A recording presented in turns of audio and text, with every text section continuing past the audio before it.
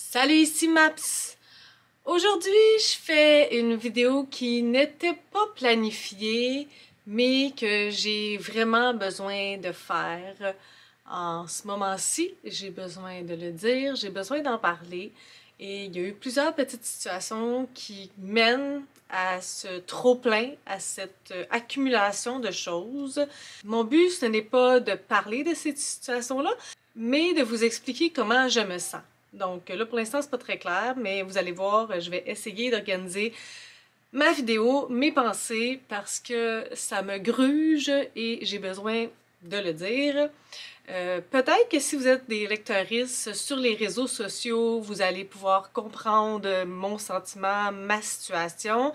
Si vous êtes des auteurices, j'espère que vous comprendrez vous aussi mon point, mon argumentation derrière tout ça.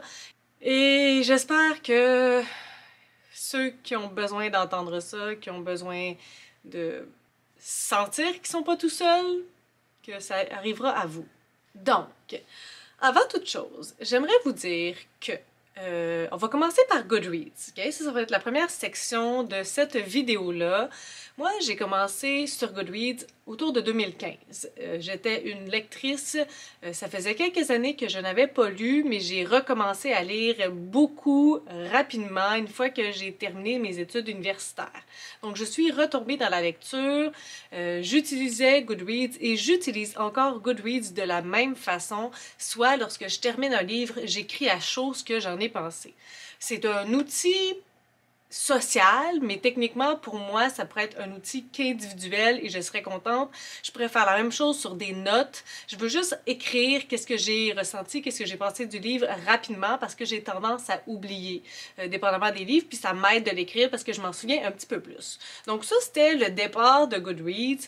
Lorsque j'ai commencé ma chaîne, lorsque j'ai commencé sur Goodreads, j'avais pas d'amis Goodreads et techniquement, j'en aurais pas nécessairement besoin encore aujourd'hui pour faire ça parce que je l'utilise vraiment pour cette raison-là. C'est sûr que j'aime beaucoup Goodreads pour regarder ce que les autres ont lu, puis s'ils ont aimé ça, puis lire les petites critiques. C'est le réseau que je préfère pour lire les critiques de livres. J'ai essayé d'avoir un blog à cette époque-là, mais l'écriture, c'est pas ma force. Je trouve que mon écriture, elle est laborieuse, je trouve que je fais des longues phrases, puis je me perds là-dedans, comme je me perds un peu à l'oral aussi. Donc, tu sais, c'était clair que je voulais pas avoir un blog. C'est pourquoi j'ai décidé de faire de la critique, appelons ça de la critique, mais tu sais, techniquement, c'est de l'opinion littéraire, ok? Moi, Maps, qui a 30 ans aujourd'hui, j'ai pas de certificat de degré en littérature. Je parle de ce que je lis, de ce que j'en ai pensé et ça vaut ce que ça vaut. La même chose que Julie, 33 ans, Saguenay, Mohamed, 52 ans, Gatineau. Tu sais, on s'entend que techniquement, ça vaut la même chose que tout le monde. Je suis une lectrice dans un bassin de lectrices. Et je crois fondamentalement qu'au départ, et ça devrait être encore comme ça aujourd'hui, Goodreads et tous les autres, le Babelio, etc., ce sont des réseaux sociaux pour échanger en tant que lecteur. Si vous êtes des auteurs et que vous êtes sur ces réseaux-là, c'est correct. Mais c'est au départ pour l'échange entre les lecteurs. J'ai la misère avec ce mot-là. Moi, lorsque j'ai commencé ma chaîne, mon but principal, et celui qui est encore mon but principal, c'était de partager, de parler de mes lectures. Parce que j'avais des amis qui lisaient, mais pas tant que ça. Donc, rapidement, ben, si l'autre personne n'a pas lu le livre que toi t'as lu, la conversation n'existe pas. C'est un monologue d'un sens. Tu sais, il n'y a pas de dialogue, il n'y a pas d'échange sur cette lecture. Qu'est-ce que t'as aimé? Pourquoi t'as aimé ça? Etc. Ça me fait penser à un autre livre. Il n'y a pas ça. Donc, au départ, j'ai commencé ma chaîne BookTube avec cet objectif-là de parler et de partager de mes lectures. C'est différent pour chaque personne qui sont sur les réseaux sociaux, BookTube, Bookstagram, etc. Il y a des gens que c'est pour promouvoir la littérature québécoise. Il y a des gens qui ne font que des critiques positives. Il y a des gens qui font les deux parce que moi, ben, je crois vraiment qu'en faisant des critiques, ben, des opinions, peu importe, moins positives, ben il y a échange et que ma critique peut-être négative, bien expliquée, bien construite, va peut-être donner envie à quelqu'un d'autre de lire ce livre-là. Et je dis ça en toute vérité, en toute honnêteté, en toute franchise, parce que moi, ça m'arrive très souvent de lire une critique de quelqu'un qui a mis 2 étoiles, quelqu'un qui lit pas nécessairement la même chose que moi, 1 étoile, je sais pas, qui dit qu'il n'a pas tant apprécié pour telle raison. Et en lisant ces raisons-là, je me dis, ah, mais moi, j'aimerais justement, parce que j'aime lorsque ça va vite, j'aime lorsque on sait où ça s'en va, j'aime telle affaire. Donc, rapidement, une critique négative pour une personne peut être une belle expérience de lecture pour une autre. OK? Donc, je peux comprendre que pour les autoristes, c'est peut-être pas la chose la plus le fun du monde de lire une critique lorsque quelqu'un n'a pas aimé ça. Par contre, je pense fondamentalement que les lectoristes, c'est ça qu'on cherche à échanger et c'est en regardant les différentes critiques qui disent pas juste comme wow ou qui disent c'est mauvais. C'est pas comme ça qu'on peut découvrir si on aime ou non un livre. Moi, un livre qui dit wow, j'ai pas plus envie de le lire qu'un livre qui dit c'est mauvais parce qu'il n'y a pas d'explication de pourquoi et comment. Donc pour moi, ça m'intéresse pas comme critique personnellement. Goodreads, c'est aussi un système d'étoiles. Et ça, c'est un enjeu vieux comme le monde, parce que qu'est-ce que ça veut dire 5 étoiles pour une personne? Qu'est-ce que ça veut dire 4, 3, 2, 1?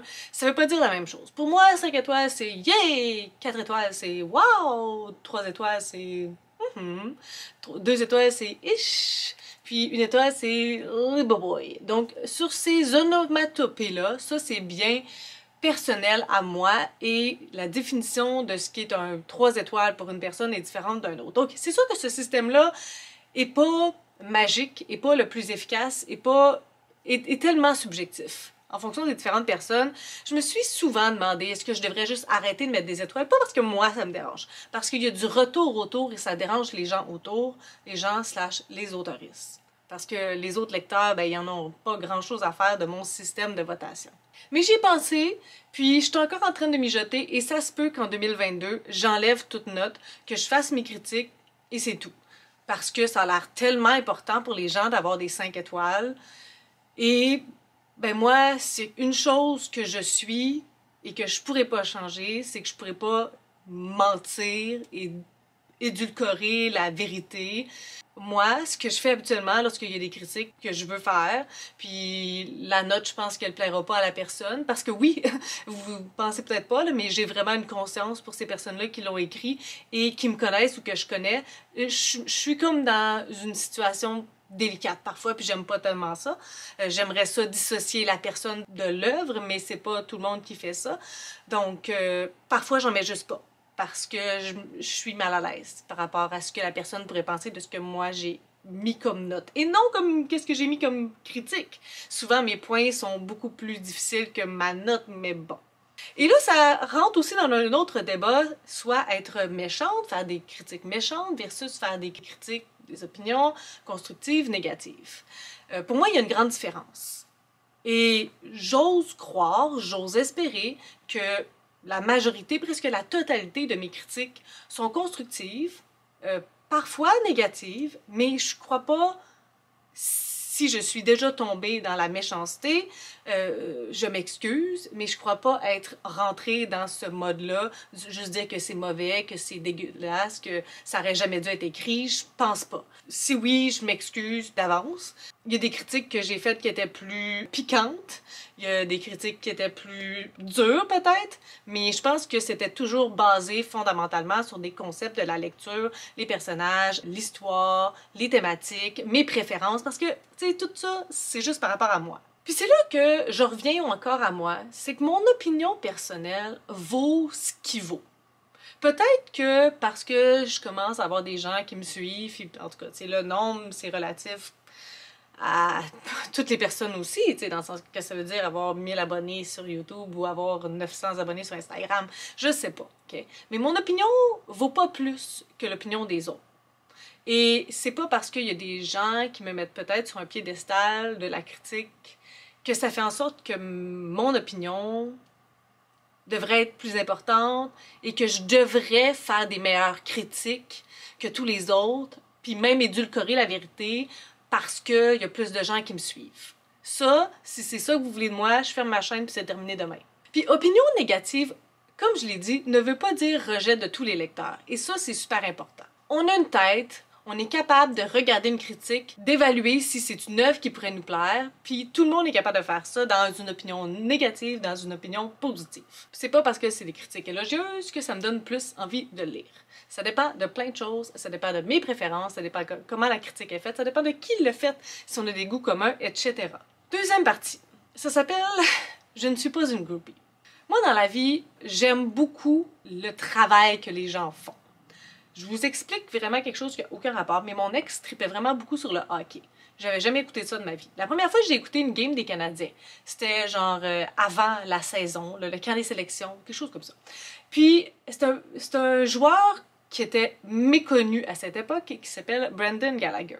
Moi, je l'ai vu sur la glace, puis je tripais. Je trouvais qu'il était vraiment efficace, qu'il était tout le temps là, qu'il patinait vite.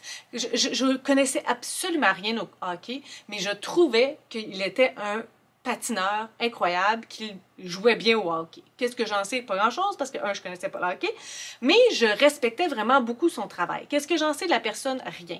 Mais j'étais vraiment fan de ce qu'il faisait. C'est un peu la même chose avec la lecture. Je connais pas la quasi-totalité des auteuristes que je lis. Je connais leur œuvre. Puis là, je vais lire l'œuvre, je l'ai aimée, je l'ai pas aimée.